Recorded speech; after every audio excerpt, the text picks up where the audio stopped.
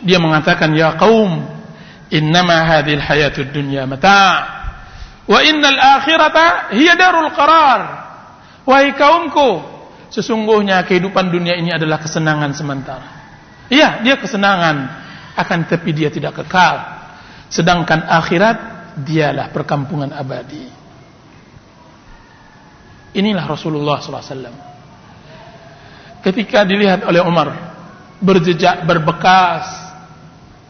berbekas punggungnya, tidur di tempat kandang untanya ketika dia mendiamkan semua istrinya.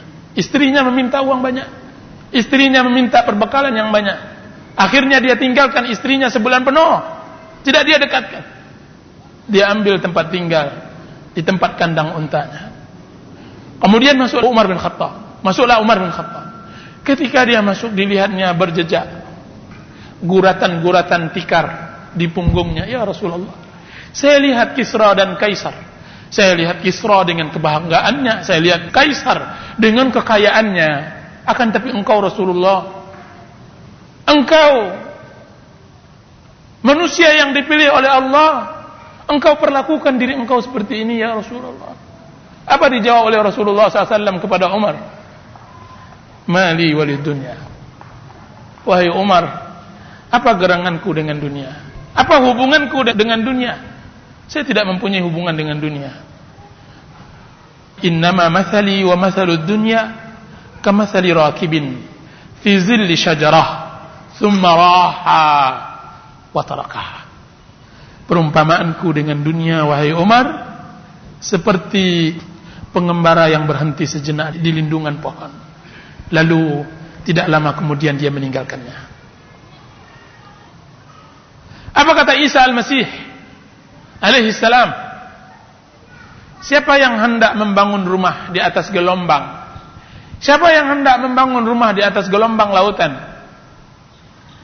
Semua murid-muridnya mengatakan, tidak wahai Nabi, ya Rasulullah, tidak. Tidak ada yang akan membangun rumahnya di atas gelombang laut. Siapa pula? Apa kata Isa alaihi salam? Itulah dunia, maka jangan jadikan ia tempat tinggal. Ibu-ibu dan para akhwat yang dirahmati oleh Allah Subhanahu wa taala. Bulan Ramadan adalah bulan latihan, bulan ibadah, dan kita melatih ibadah. Ibu-ibu dan para akhwat yang dirahmati Allah, kita semua keluar dari perut ibu kita tidak tahu apa-apa. Semuanya yang kita peroleh dari ilmu dan pengetahuan dan keahlian, semuanya harus dengan belajar. Tidak ada seorang pun yang langsung bisa berbicara atau berjalan. Dia harus belajar. Bukankah Allah Subhanahu wa taala berfirman, "Wallahu akhrajakum min butuni ummahatikum la ta'lamuna syai'an wa ja'ala lakumus sam'a wal absara wal af'idah la'allakum tashkurun." Demi Allah, dan Allah lah yang telah mengeluarkan kamu dari perut ibumu dalam keadaan tidak mengetahui sedikit pun. Kita tidak tahu. Antara kita dengan Abu Bakar sama. Dia keluar dari perut ibunya sama dengan kita keluar dari perut ibunya. Antara ibu-ibu dengan Aisyah, antara akhwat dengan Fatimah tidak ada ubahnya, sama. Lalu dialah yang telah menjadikan untukmu pendengaran, penglihatan dan hati. Semoga kalian bersyukur. Ketidaktahuan seorang hamba bukan hanya dalam hal yang berkaitan dengan kehidupan dunianya, akan tetapi juga dalam hal akhiratnya. Manusia buta, bagaimana dia beribadah kepada Allah? Jadi beribadah kepada Allah Azza wa Jalla harus juga belajar, harus juga dilatih. Jadi beribadah kepada Allah harus ada belajar. Kapan kita belajar dan melatih diri untuk beribadah kepada Allah? Bulan Ramadan adalah tempatnya. Sebagaimana orang yang belum pandai berenang, lalu ia melatihnya dengan cara yang benar. Setelah ia dapat berenang sedikit demi sedikit, timbul dan muncul kebahagiaan dan kepuasan. Di dalam beribadah begitu juga ibu-ibu dan para akhwat. Setelah kita mengerti, kita coba pula untuk beribadah sedikit demi sedikit, maka barulah kita bisa mengecap kebahagiaan. Kemudian kita tambah lagi, kita tingkatkan lagi, kita naikkan lagi, sampai kita benar-benar merasakan dan meresapi manisnya iman, manisnya ibadah. Kita katakan benar, ibadah mempunyai manis, ibadah mempunyai keindahan sebagaimana manisnya madu. Itulah yang disebut oleh Nabi kita Muhammad SAW manisnya iman. Dan merasakan manisnya iman adalah puncak kebahagiaan manusia. Kalau seandainya iman dan ibadah tidak manis, bagaimana orang-orang yang hebat berlomba-lomba? Itu para nabi dan para rasul, orang-orang yang kuat azam dan azimahnya, kuat semangatnya, orang-orang yang lurus fitrah, suci akalnya, dari para imam, a'immatul huda, pemimpin-pemimpin ulama, pemimpin-pemimpin agama. Tahukah ibu-ibu kemana mereka pergikan semua kesibukan mereka? Mereka pergikan semuanya untuk meraih ibadah yang lebih tinggi kepada Allah SWT. Mereka habiskan umur, mereka habiskan waktu untuk beribadah kepada Allah, karena mereka tahu bahwa ibadah adalah puncak kebahagiaan. Ibadah karenanya diciptakan alam, ibadah karenanya diutus para rasul, karenanya dikirim kitab-kitab, ibadah karenanya dikirim bala tentara langit ke bumi, dan ibadah karenanya ada surga dan neraka. Maka belajarlah beribadah, dan mari kita belajar beragama dengan baik, sesuai dengan ajaran para nabi dan rasul. Dan itu harus mengikuti dua hal. Pertama yang harus kita lihat adalah memperhatikan ibadah zahir. Ibadah zahir. Karena ibadah harus sejalan, yaitu ibadah zahir dengan ibadah batin. Dia bagaikan dua pita yang saling bergelantungan. Satu putus pita, dia tidak akan bisa diputar kasetnya. Dia bagaikan kabel suara ini, dua yang saling bersejalan. Satu yang putus, maka tidak terdengar suara yang saya sampaikan ini. Dialah ibadah zahir dengan ibadah batin. Ibadah zahir harus melalui semuanya di atas perintah Allah dan Rasulnya, dari pengajaran Islam yang dilakukan oleh anggota badan yang zahir. Ibadah zahir haruslah sesuai dengan kitab dan sunnah. Itulah yang disebut dengan taat kepada Allah, taat kepada semua firman Allah dan sabda Rasulullah. Kalau tidak begitu, berarti kita belum benar di dalam cara beribadah. Kalau seandainya kita berpijak kepada selain dari pijakan Al-Quran dan sunnah, berarti Anda belum lagi berpijak di atas Al-Quran dan Sunnah. Anda berarti berpijak di luar batas-batas yang telah digariskan oleh Allah Subhanahu Wa Taala. Dengan begitu kita keluar dari aturannya dan tidak dianggap sebuah ibadah. Tidak dianggap sebuah ibadah. Rasulullah SAW mengatakan, "Man amila amalan laisa alaihi amruna fahuwa raddun." Barang siapa yang beramal dengan suatu amalan, maka dia tertolak. Dia tertolak. Dia harus mengikuti perintah Allah dan Rasul. Yang kedua adalah ibadah batin. Apa itu ibadah batin? Ibu-ibu dan para akhwat. Ibadah batin adalah memakmurkan kalbu dengan rasa takut kepada Allah, rasa harap, rasa cinta kepada Allah. Ibadah batin adalah ibadah seorang hamba kepada Allah dengan bergaul dengan Allah. Kita bergaul dengan Allah, bermuamalah dengan Allah. Bagaimana bermuamalah dengan Allah? Orang yang pandai, bagaimana pandai kita bergaul dengan Allah? Kita harus mengetahui tempat-tempat di mana Allah cinta dan di mana Allah murka. Inilah yang dikenal dengan ma'rifah kepada Allah. Di mana Allah suka dan di mana Allah benci. Tidaklah seseorang mengenal Allah kecuali dia akan mudah masuk ke dalam bilik kasih sayangnya. Sebaliknya, Seseorang yang tidak mengenal Allah, tidak tahu sifat-sifatnya, maka ia akan letih sendiri. Kadang-kadang ia tertawa di tempat majlis yang Allah Subhanahu wa taala lagi murka. Dia berjalan di tempat-tempat yang Allah Subhanahu wa taala dia ingin berhenti. Allah menginginkan dia berhenti. Kadang-kadang ia berbuat ketika Allah menginginkannya untuk meninggalkannya. Kadang-kadang ia berbuat di saat Allah menginginkan dia tidak berbuat. Diam di tempat. Kadang-kadang sebaliknya, Allah menginginkan dia berbuat, tapi malah dia diam di tempat. Kuncinya, ibu-ibu dan para akhwat, beribadah hendaknya belajar dengan benar. Tidak seperti kebanyakan orang beribadah, orang dia pun pula beribadah. Tidak tahu entah siapa yang diibadati. Tidak tahu, tidak semakin. Beribadah orang, dia pula beribadah, mengikut-ngikut orang. Akan tapi kemana dia akan berikan ibadahnya, dia tidak tahu. Bagaimana cara ibadahnya, dia tidak tahu. Apa yang diibadati, dia tidak tahu. Kata orang sini, beribadah orang, beribadah pula kita. Tidak tahu apakah siapa yang diibadati. Dan kita belajar, kita melatih diri tentu dengan guru. Karena tidak ada seorang pun yang pandai tanpa guru. Kalau seandainya dia ingin belajar berenang, tentu ia akan belajar dengan guru yang pandai berenang, plus pandai pula mengajar berenang.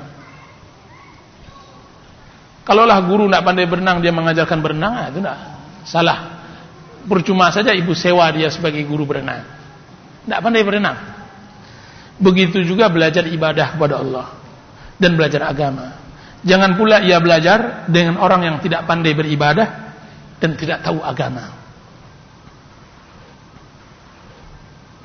Mintalah kepada Allah Subhanahu wa taala taufik untuk mendapatkan guru yang benar, menuntun kita kepada jalan yang lurus, tidak menuntun kita kepada jalan yang salah.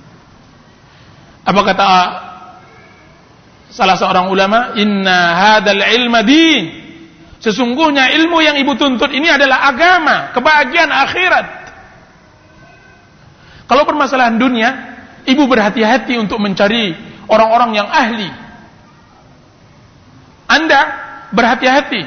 Kalau belajar memasak, tentu tidak belajar sama saya, nanti saya kasih garam di saat saya harus beli gula. Salah, bodoh ibu kalau seandainya menunjuk saya sebagai ahli memasak. Akan tapi cari yang ahli. Begitu juga mencari guru agama. Apa kata para ulama tadi? Inna hadzal ilma din. Sesungguhnya ilmu ini, yang ilmu ibu tuntut ini adalah kehidupan. Ada pangkal kesengsaraan dan kebahagiaan. Fanzuru amman ta'khuduna dinakum. Maka lihat-lihatlah orang-orang yang akan kalian ambil ilmunya. Lihat-lihat dulu, jangan sembarangan. Asal ambil saja. Masalah dunia kita mau berhati-hati, masalah akhirat. Ujung kesengsaraan dan ujung kebahagiaan kita melalai-lalaikan, menyia-nyiakan, sembarang saja, sembrono, tidak, salah.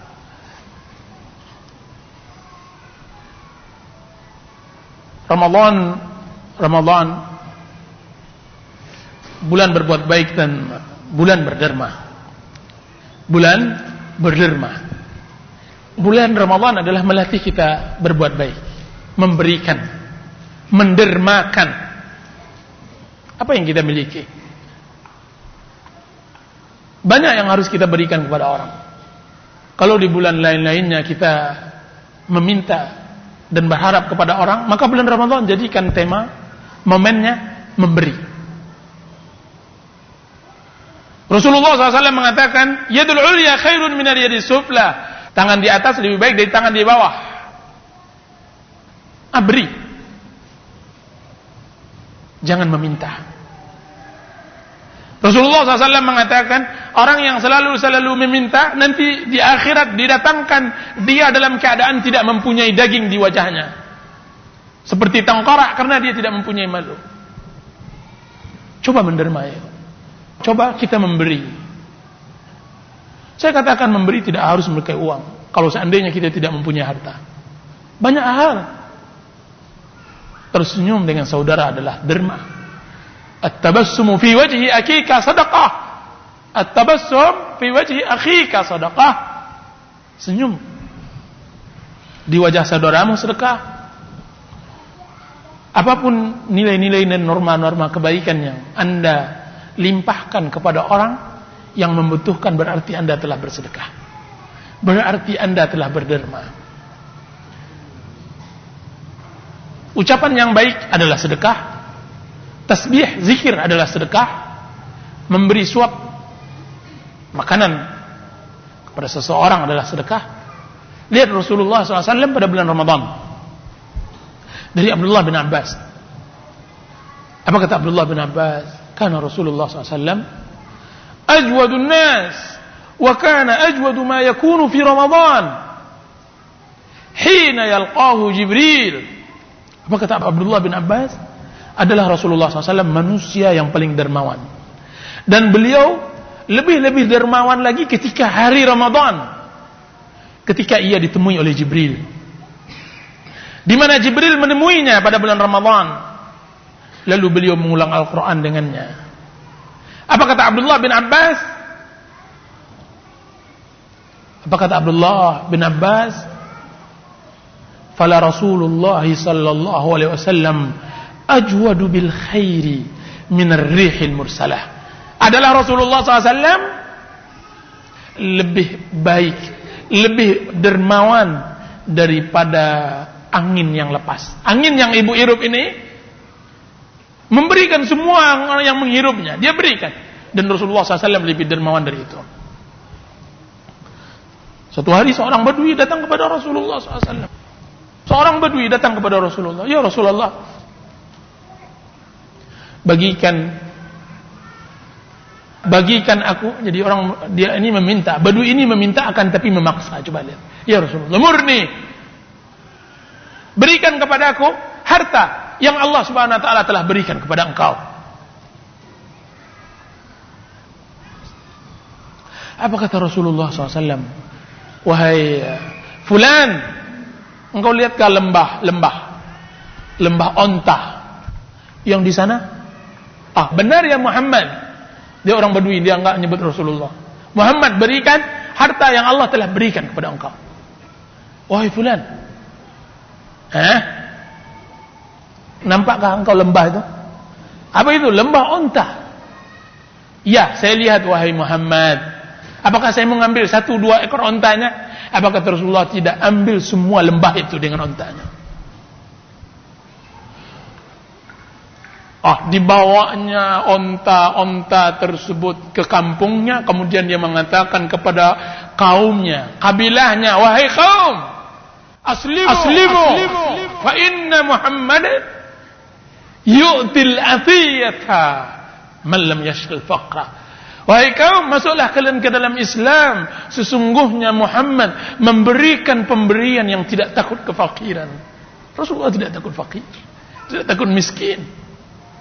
Dia beri. Seseorang Badui datang lagi kepada Rasulullah SAW. Sedang enak berbicara, Rasulullah menggunakan serban. Ditariknya serban tersebut oleh Badui tersebut. Ya Muhammad, murni mimma lillahi alladhi a'tak. Ya Muhammad, berikan aku harta yang Allah telah berikan kepada engkau. Sudah meminta akan tetapi memaksa. Dilihatnya oleh Rasulullah SAW. Padahal sal itu sal yang sangat kasar, bergores merah bahunya Rasulullah SAW karena tarikan yang kuat dari Badui tersebut. Rasulullah SAW tersenyum, kemudian dia mengatakan, berikan Badui ini harta yang Allah telah berikan kepadaku. Rasulullah berikan. Tidak takut dia, tidak takut fakir. Siapa itu Rasulullah SAW? Orang yang 3 bulan tidak pernah masak di rumahnya. 3 bulan. Apa kata Aisyah radhiyallahu anha? Berlalu bulan ke bulan, bulan purnama ke bulan purnama 3 kali. Sedangkan di rumah Rasulullah SAW tidak ada api yang membakarnya. Bukan tidak ada kayu bakar, bukan tidak ada api, korek api, tidak.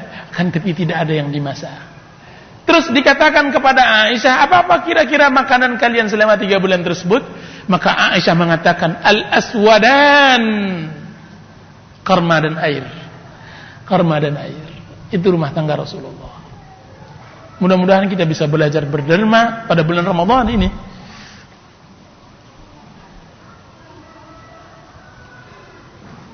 Cerita Aisyah, tidak ada yang tidak tahu di antara kita. Semuanya tahu. Seorang janda tua datang dengan anak gadis kecilnya. Dia mengatakan, wahai fulana, wahai tuan, berikan kami harta pada Aisyah. Dilihat oleh Aisyah tidak ada harta, tidak ada dirham dan dinar. Dilihat ke dapurnya tidak ada makanan. Dibukanya tutup piringnya, dilihatnya ada 2 butir korma. 2 butir korma kemudian dikasihkannya semuanya. Yang satu diberikannya kepada anak gadis kecil tersebut, yang satu lagi diberikannya kepada orang tua janda tersebut. Ini yang ada padaku, wahai ibu, ambillah. Ini yang ada padaku. Karena lapar yang sangat, anak gadis tersebut melahapnya habis. Dilihat oleh ibunya tersebut, anaknya masih kurang, dibelahnya lagi. Ketika dibelahnya, dikasihkannya lagi kepada anak tersebut sebelah kemudian, karena dia lapar juga, dimakannya pula.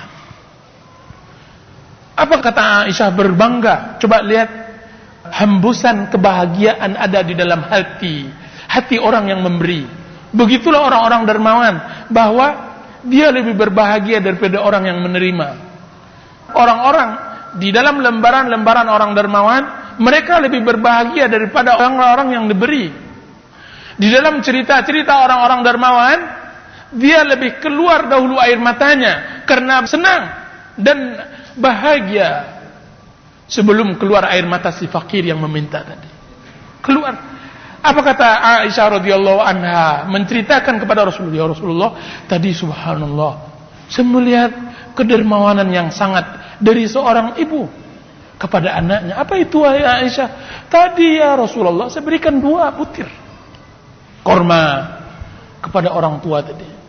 Tidak dimakannya sama-sama, seharusnya sekurang-kurangnya bagi 1 butir lah, tapi dia tidak. Sudah dimakan habis oleh anak gadisnya tersebut, dibelahnya pula bagiannya diberikan. Lupa Aisyah bahwa yang lebih dermawan adalah dia. Kalau sang ibu masih menyisakan setengah untuknya, maka Aisyah tidak menyisakan sedikit pun bagiannya. Dia tidak tahu apakah dia makan sore hari nanti atau tidak. Dari mana dia mendapatkan pelajaran kedermawanan? Dari suaminya, Rasulullah sallallahu alaihi wasallam, Muhammad bin Abdullah. Mudah-mudahan ada manfaatnya. Wa sallallahu ala nabiyina Muhammadin wa ala alihi washabbihi wasallam. Bagi ibu-ibu yang ingin bertanya, silakan.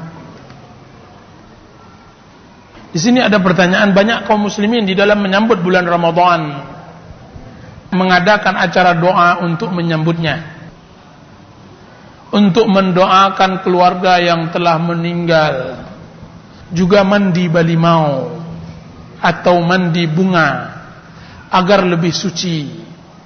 Apakah semua itu ada dalam Al-Quran dan hadis? Ibu-ibu yang dirahmati oleh Allah Subhanahu wa taala, menyambut bulan Ramadan bukanlah diminta oleh Allah Subhanahu wa taala mensucikan badan. Seorang muslim mensucikan harinya telah melakukan salat 5 waktu dengan berwudu. Kalau seandainya mensucikan badan adalah itu yang dituntut oleh syariat, maka deterjen paling laku di dunia. Dilumuri aja deterjen. Kalau kurang, maka mungkin kaporit. Akan tetapi tidak, ibu-ibu. Yang harus dibersihkan adalah hati. Dan hati tidak bisa dilimau dengan limau, dan tidak bisa disiram dengan bunga. Hati itu disiram dengan apa, ibu-ibu? Dengan wejangan, wasiat. Subhanallah. Apakah masuk akal seseorang yang tidak pernah mendengar ayat Allah, tidak pernah mendengar sabda Rasulullah SAW, tidak pernah sujud, tidak pernah duduk di masjid, tidak pernah mendengar kajian, tiba-tiba dia berlimau dengan wangi-wangian dan bunga-bungaan? Subhanallah.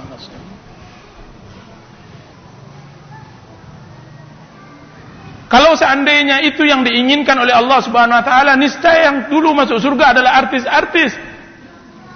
Kalau seandainya itu yang diinginkan oleh Allah Subhanahu wa taala, niscaya anak-anak Kisra dan Kaisar akan masuk surga. Karena setiap harinya mereka berlimau. Setiap harinya mereka berbunga dan semacamnya. Subhanallah. Dan yang paling banyak masuk neraka adalah orang-orang kampung. Subhanallah. Jadi hal yang tidak dianjurkan oleh Allah Subhanahu. Ini dari bentuk kita tidak paham dengan Allah. Kita tidak mengenal Allah. Kita tidak tahu apa kemauan Allah.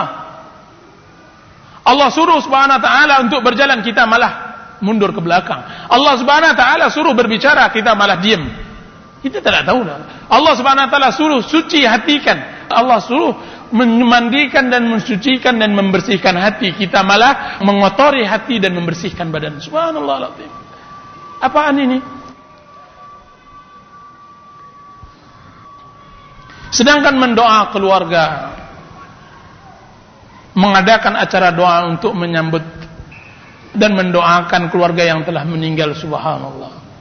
Mendoakan keluarga tidak untuk bulan Ramadan saja. Dan tidak diundang pula orang-orang untuk mendoakan. Kalau seandainya keluarga tersebut tidak mau mendoakan keluarganya, siapa lagi? Apakah orang-orang tersebut disumbat mulutnya dengan ayam dan nasi baru mau mendoakan keluarga kita? Subhanallah, celakalah orang-orang yang berdoa tersebut. Baru disumbat mau mendoakan keluarga kita, dan Anda yang menyumbat mulut-mulut tersebut tidak bisa mendoakan satu lafaz kata, satu doa untuk keluarga yang tercinta. Berkeringat, berpeluh mencari uang untuk menyumbat mulut-mulut yang mendoakan keluarga kita yang bukan dari hati. Subhanallah. Yang Allah telah butuhkan bukan harta yang Anda peluhkan mencarinya. Allah tidak membutuhkan harta yang Anda habiskan.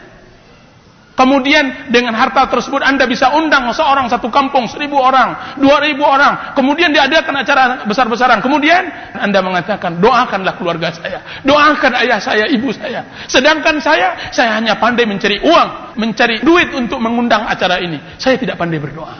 Subhanallah, seperti ini kita bermuamalah dengan Allah. Alangkah jahatnya kita kepada Allah Azza wa Jalla. Bahkan kita tidak jahat kepada Allah, kita jahat kepada diri kita. Tidak mau kasih rasa cinta dan sayang kita, kita berikan doa yang tulus dan ikhlas kepada orang tua yang telah meninggal dunia. Ya Rabbana, berikan doanya, Rabbighfirli wa liwalidayya warhamhuma kama rabbayani shaghira. Ya Allah, ampunkanlah aku dan kedua orang tua. Tidak sama orang-orang yang diupah menangisnya dengan orang-orang yang benar-benar dapat musibah. Dahulu orang-orang untuk meramaikan meninggal orang tuanya diupah. Ibu-ibu, janda-janda, orang-orang tua dibayar 100.000. Apa pekerjaan kami? Maka dijawab, ibu pekerjaan ibu adalah meraung-raung di rumah saya untuk menangisi. Nah, orang yang mengundang makan untuk mendoakan keluarganya sama untuk pengupah tersebut. Dia upah untuk apa pekerjaannya? Untuk mendoakan. Karena kalau tidak digitukan tidak diupah. Dan ini saya katakan, bagaimana bisa sampai doanya kalau seandainya harus disumbat dulu dengan makanan dan semacamnya? Tidak akan sampai. Yang sampai adalah doa ibu yang memberikan makanan tersebut. Yang sampai adalah doa anak yang tulus di dalam malam yang gelap, yang dia tidak tahu kecuali antaranya dengan Allah. Yang akan sampai doanya, yang bisa menggetarkan langit dan bumi, yang akan bisa memberi manfaat kepada orang tuanya yang telah meninggal, adalah satu ucapan dari anak yang saleh dan salihah. Itu yang bisa sampai ibu-ibu. Yang lain tidak. Wallahu ta'ala a'lam.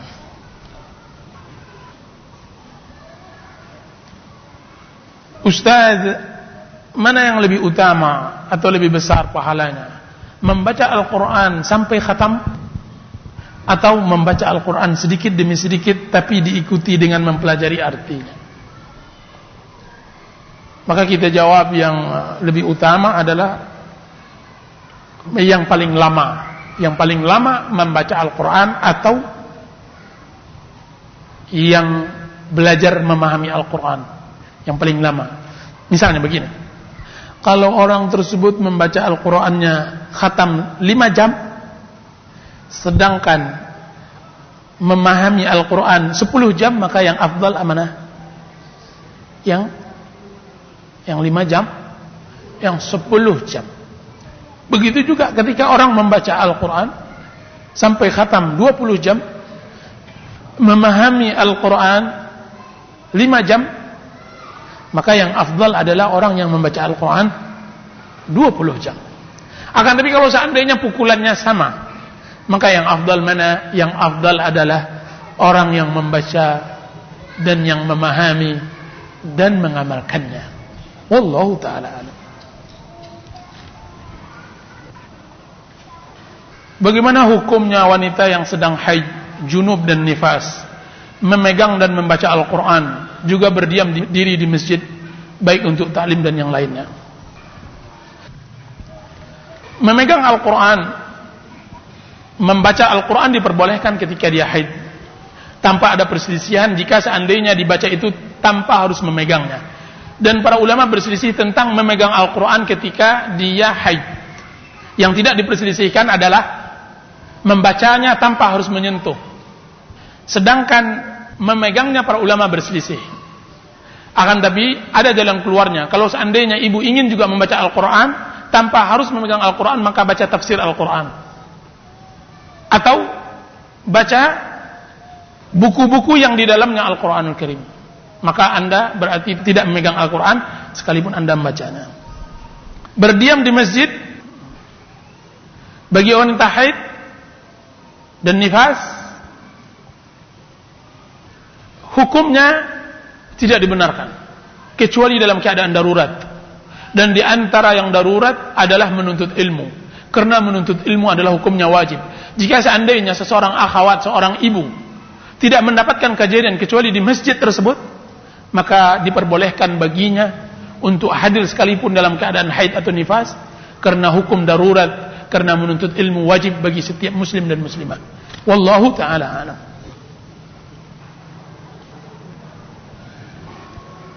Ustaz, bagaimana dengan orang yang menyiapkan kebutuhan hari raya dengan sibuk dengan bisnis, menangguk keuntungan yang hanya sekali dalam setahun?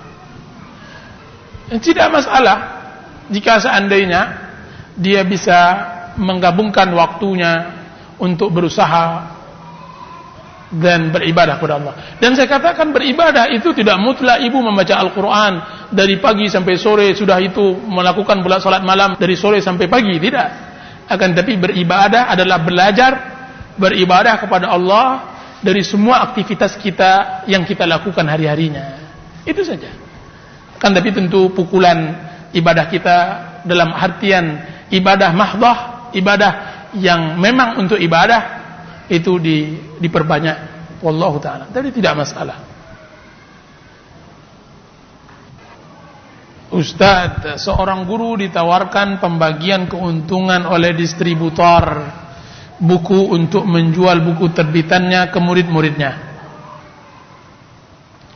Apakah guru tersebut boleh mengambil untung dari penjualan buku, atau guru tersebut termasuk orang yang menerima suap? Itu tergantung perjanjian dengan pihak sekolahnya. Karena guru tersebut ajir. Guru tersebut adalah ajir, orang yang disewa untuk mengajar murid-murid.